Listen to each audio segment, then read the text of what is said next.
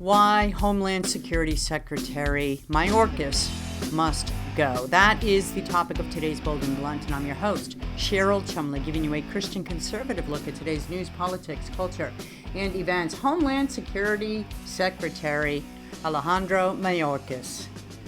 How many articles of impeachment have been filed, and how many articles of impeachment have been tabled, stalled, held in the wings under a Republican-dominated House? Well, Congresswoman Marjorie Taylor Greene is the latest who has seen her articles of impeachment against Myorkas just shoved to the side, just placed back on the table in a 209 to 201 vote. The House chamber just recently decided to shelve the resolution, the impeachment articles, the resolution introduced by Congresswoman Marjorie Taylor Greene, and supported instead a motion to refer the articles to the Homeland Security Committee. So once again, articles of impeachment against the leading Democrat official in this White House responsible for letting in how many millions of illegals now? It's really hard to get a head count on this, right? 3.8 million, 3.6 million, 10 million, 5 million. Really at this point, who knows? Who's even counting anymore because it's just open border down there. But the Homeland Security Secretary is supposed to be in charge of Homeland Security, meaning America's security, which falls under border protection. And guess what? He's just standing by, just standing idly by, allowing all these illegals to come into America. And shamefully, when these recent articles of impeachment were being brought forward by the Congresswoman from Georgia, Marjorie Taylor Greene, 8 House Republicans, yes, voted to shelve this resolution. Remember, the vote was 209 to 201. Thank you, Republicans, for not going forward with this. Before I go further, I want to quickly mention, if you like Bold and Blunt, you may get Bold and Blunt at edify.app, at washingtontimes.com, at Real Life Network, and wherever podcasts are offered. And if you go to washingtontimes.com, scroll to the bottom of the page, find the newsletter section, click on it, and look for Bold and Blunt with Cheryl Chumley. Sign up for my newsletter, please. Just put in your email address, and Monday, Wednesday, Friday, you will get delivered right to your email box the commentaries that I write all day long at the Washington Times, giving you the bullet points you need to fight the far left, the Marxists, the communists, also known as the Democrat Party, and as well as my twice weekly Tuesday and Thursday Bold and Blunt podcasts. So, in recent testimony, Myorkas was before congressional members being questioned by none other than Congresswoman Marjorie Taylor Greene. And it was some fiery questions that she shot his way because she held a picture of a couple, an elderly couple. She held that up in Congress and referred to this couple as being victims of a 17-year-old cartel member who was let in America illegally under the secretary's watch. And she was just simply requesting a little bit of information. Why are illegals being allowed to come into America and kill American citizens? So listen to some of this questioning on the part of Congresswoman Marjorie Taylor Greene. Secretary Myorkas, I want you to look at these innocent Americans. Do you see them? It's the picture. I do, Congresswoman. They are dead. They're from Dalton, Georgia, in my district. They're dead because a 17-year-old, likely affiliated with the cartels, was smuggling illegal aliens into our country in Texas, breaking our laws, and this happens every single day in our country. Earlier this week, 8 Republicans joined the Democrats and protected your job. But I want you to know, you have a short time coming. You can honorably resign, or we are going to impeach you. And it's happening very, very soon. See, that's what Americans want to hear, right? Go back in time to when Donald Trump came to the forefront of the political world, 2015, 2016, and the issue that catapulted him ahead of his, 17 or 18 Republican primary challengers? It was Kate Steinle, the woman on a pier in California who was shot and killed by an illegal who had been previously deported 5 times because of his felonious record, not to mention the fact that he was here illegally. But he was in San Francisco, he was in California on that particular pier, on that particular day, and pulled the trigger on the particular gun that shot and killed Kate Steinle as she walked with her father on that pier.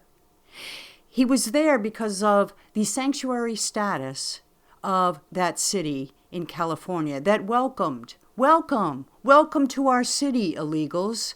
We don't care if you are felons or not. That's why he was in the city that particular day. And it was Donald Trump who spoke so openly and repeatedly about Kate Steinle as an example of what was taking place in communities across the nation. Americans being killed by illegals, whether gunned down by illegals carrying guns illegally. Democrats, where are you on gun control there? Or mowed down by illegals driving drunk illegally, or otherwise injured, or facing property damage, and so forth and so on. The list goes on. And it was Donald Trump who refused to back off that issue.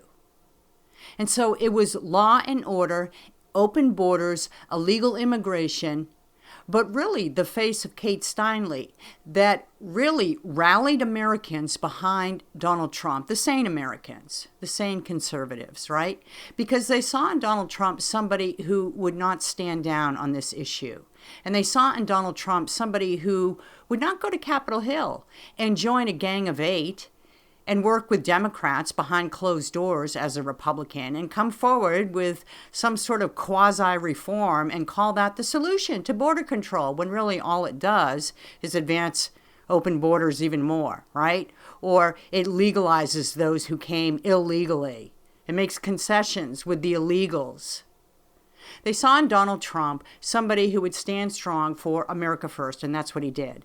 So here we have Marjorie Taylor Greene pushing the same sort of common sense questions and common sense immigration and common sense border control measures on Capitol Hill to the key guy in charge of border control, who looked at that picture, and I'm going to let Congresswoman Marjorie Taylor Greene herself tell you his response to what she said and the picture that she held up and asked him about. Because she's here today on Bold and Blunt. She has a new book out. It's called MTG, the initials of her name, right? And it's all about her response to deep state, swamp-like politicking that has struck hard at her constitutional, very lonely stance sometimes on Capitol Hill in the years that she has served. Congresswoman Marjorie Taylor Greene, thank you so much for being on Bold and Blunt. It is great to have you here. Thanks. I'm happy to be here today.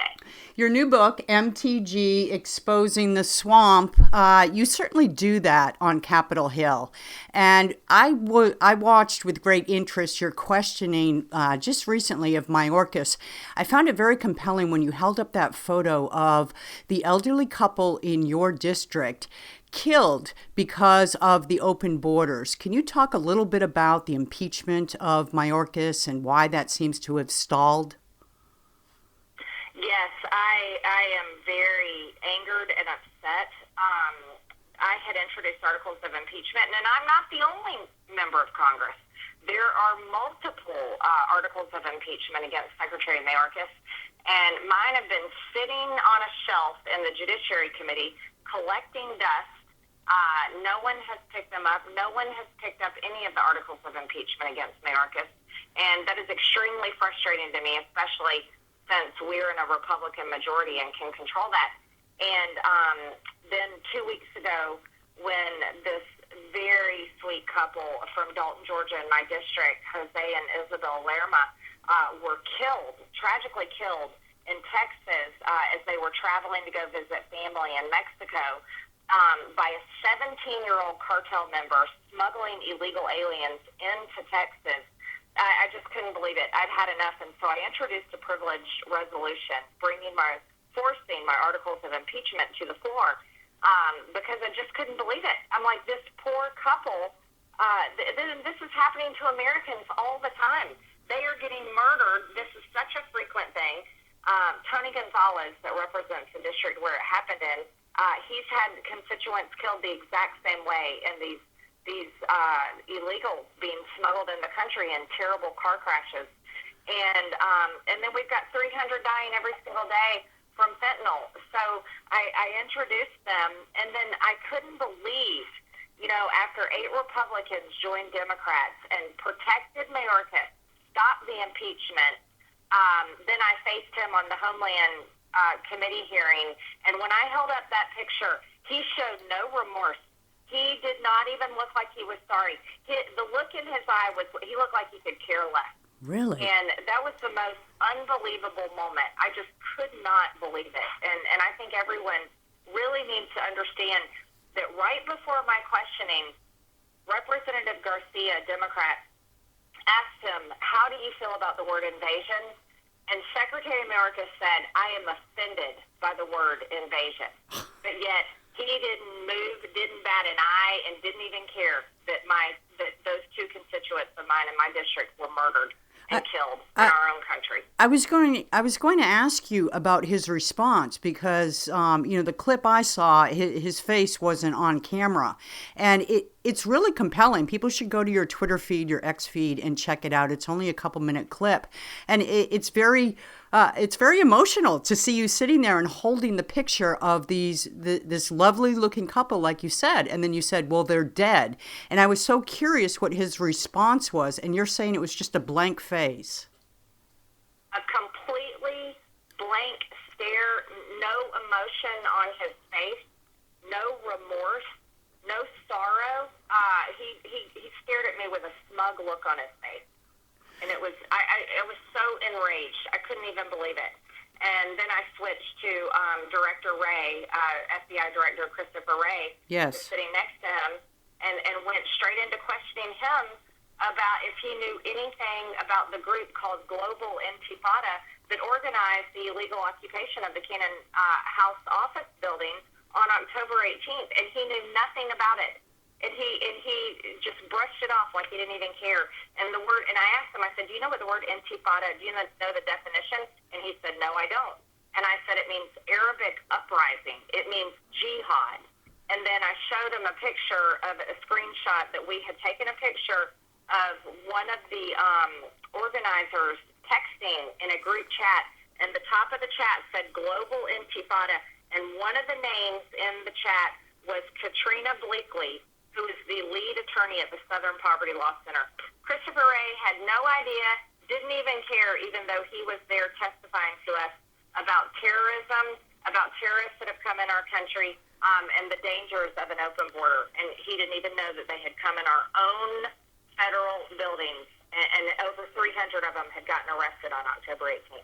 Now, look, I saw that clip as well, also posted on your Twitter X account, and I suggest that people go and watch that as well. It's only a couple of minutes, and I thought you did a very good job of tying his ignorance of that arrest to the ongoing FBI and deep state investigation of the J6 protesters. And what is going on with these people in America who have been put in jail where charges just languish, it seems, from January 6th? The FBI and the Department of Justice right now are literally operating as the campaign arm for Joe Biden's campaign for presidency in 2024. And they are abusing their power. This is one of the scariest things that's happening that I think we've ever seen in our lifetime. outside of the COVID lockdowns that took away all of our freedoms. But they are literally targeting, hunting these people that may have even just stood on Capitol grounds, maybe walked up too close to the Capitol, maybe walked in open doors in the Capitol. I'm talking about grandmothers. I am talking about veterans. We're talking about people that pay their taxes, have never been arrested. We're talking about good Americans that were Trump supporters that just naively went into the Capitol on January 6th. They are hunting them down this very day, and it's been nearly 4 years. And it is just unbelievable to me. And I'm so frustrated with my Republican colleagues that they are not stopping this. We should be using every single ounce of our power, which is the power of the checkbook, because we own it in the House, to stop them, and we're not. We don't have enough Republicans that see this as a grave threat to our entire country. This is why I wrote my book, MTG, and I hope people order it at mtgbook.com, because I really wanted people to see a behind-the-scenes look at what is happening in Congress. I tell the stories behind the headlines, the horrible headlines about me. I tell what was happening in my life at that time and the real story behind the headlines, since the media created a character of me that doesn't exist. And I really can't wait for people to get my book, MTG, at mtgbook.com, because I think it's right. People need to know what's happening, and I think it'll be a good read for people over the holidays. Yes, and I'm glad you pivoted to that, because that's what I wanted to segue into next. I wanted to talk about, in your research for your book, do you talk about Republicans as well? Republicans that constituents actually think go to Capitol Hill to do the good conservative work and then turn tail and jump in bed with Democrats. Do you name Republicans in your book? I do name names. And I think people will be surprised at some of the names that I name. One of the issues that I really care about is stopping these horrific, barbaric genital mutilation surgeries on kids. You know, adults are one thing. Adults can choose make their own decisions. But anybody under the age of 18 should not be having mastectomies. They should not be having castration surgeries to change their body to look the way they think they want it to look, because they're still kids. And that's a permanent decision, and it's unbelievable how many of these people have these surgeries and regret it, and it ruins their lives, ruins their health, and they have tremendous medical problems ongoing for the rest of their lives because of these awful surgeries. And I have a whole chapter about that, and I name some of the Republicans that people would be shocked that are against my bill, Protect Children's Innocence Act, that don't want to pass it. And so I look forward to people understanding, because I think the frustration right now among Republican voters is they're ready to vote for President Trump, can't wait to have him back in the White House, but they're fed up with Republicans in Congress, because our conference and our majority has done absolutely nothing about the things that people yell and scream about on a daily basis. It's like our Republicans in Congress are tone deaf, and I'm sick and tired of it too. So yeah, I do. I jump out there and name names, and I'm completely happy to do that. And in your book, just out now, MTG, through Winning Team is your publisher. Do you talk more about your faith? Because I know that your faith drives a lot of what you push for in terms of constitutional rights on Capitol Hill. Yeah, I do talk about my faith. My faith and just being unapologetically American is what has driven me into Congress. I never in my life thought I would be even elected on a local level, let alone at the federal level. And it's something that's very important to me. It's the base of my thoughts and my decisions. I'm not the kind of Christian that's going to go out preaching at people, but it is very important and personal to me. So were you happy with the selection of Mike Johnson as Speaker? Because he's pretty open with his faith and unapologetic about it as well. Yeah, that's something I very much admire about Mike Johnson, and I think he's a really nice guy. Now, I don't have a very close relationship with him. I just didn't really know him that well when the whole situation arose where we had to elect a new speaker.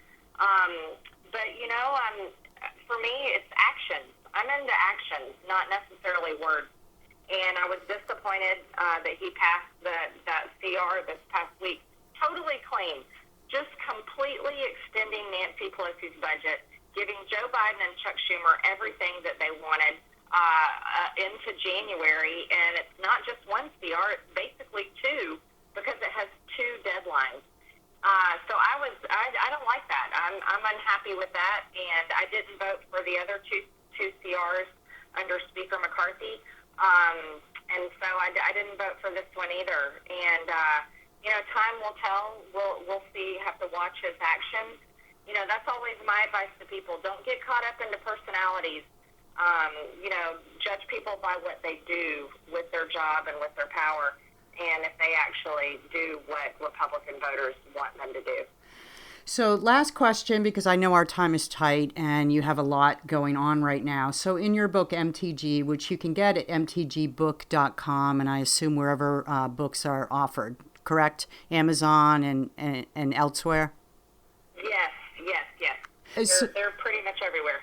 So what are... Hudson Books. Hudson Books in the airport refused to sell my book. Are you serious? Yeah, I'm serious. Guess what? So they sell gender-confusing books to children. They sell books to children telling them they can change their gender, but they refused to sell my book, MTG. Okay, so something like that happens, and that just drives people out even more in the conservative camp to buy books, right? Don't they know that yet? Haven't they learned that lesson yet? But you would think, but I think they prove who they are. They believe in the trans agenda that is the most evil thing attacking our kids today outside of abortion. I agree with that. So just to finish on this last question, you're always being attacked. What are some of the clarifications that people can learn about you in MTG that the media refuses to report? Well, one of my chapters is about Jewish space lasers. That's an attack that the left constantly uses on me. But it's a phrase that I myself never used. So I tell that story. I think people will find that fascinating. I tell the story about getting kicked off committees when 11 Republicans joined with Democrats to kick me off committees after I'd only been in Congress for 1 month. I tell where I was and my experience on January 6th and visiting the political prisoners, being one of the only people to visit them back in 2021 when they were being held for 23 hours a day in solitary confinement. So I tell these stories, and I think they're important. They need to be told because you won't read about them in the media, and certainly crazy liberal shows like The View are not going to tell my story accurately. They're going to continue to demonize me and the people that I work for and represent. Well, that's a sure bet. Congresswoman Marjorie Taylor Greene, you are at the tip of the spear. Thank you for your fight. And MTG is the book, available anywhere except Hudson Books at the airport, but who cares? Thank you so much. Thank you. I appreciate you. This has been fun. All right. Have a good day. You too. MTG is the title of the book, available at mtgbook.com or wherever books are offered, but not the airport. Thank you for listening. I want to remind you, if you like Bold and Blunt, you may get Bold and Blunt at edify.app, at washingtontimes.com, at Real Life Network, and wherever podcasts are offered. Tune in next time. And in the meanwhile, stay blunt, stay bold.